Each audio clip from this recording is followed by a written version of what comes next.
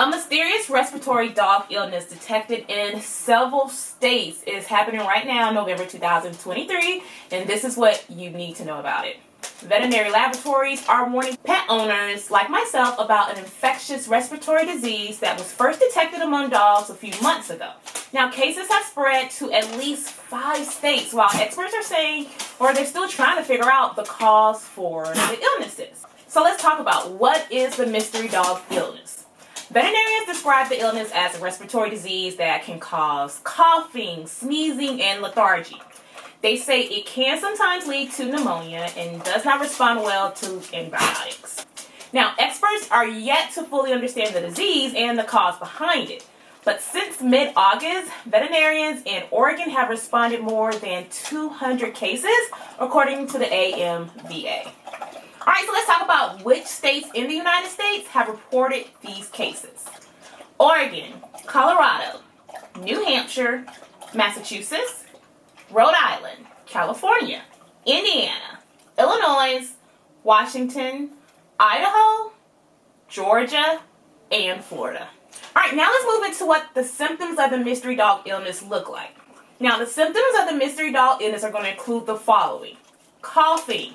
And this coughing isn't going to get better on its own after a week or so. Sneezing, nasal or eye discharge, lethargy, trouble breathing, especially from the stomach. And then we're going to look for blue or purple gums. And this is going to be due to not getting enough oxygen. Here are some tips to prevent the mystery dog illness from happening in your home. And the number one tip is to keep dogs from areas where they're likely to come into contact with other dogs. So that means keeping dogs out of these situations may be difficult for many families. The holidays are approaching, and many people do rely on boarding kennels when they travel.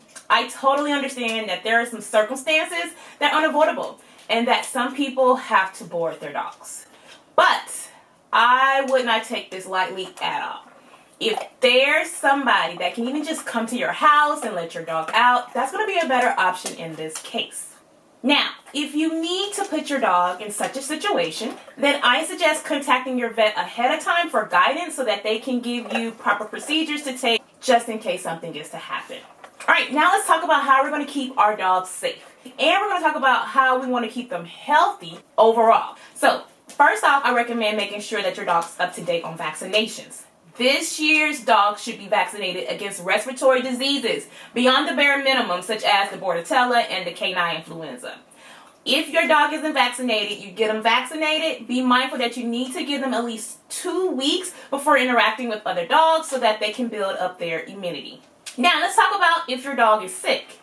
If your dog is sick, I want you to consult your veterinarian right away, as early testing can help with treatment and keep the dog away from other dogs to avoid spreading this illness as research is continuing on to figure out what is going on in our fur babies world.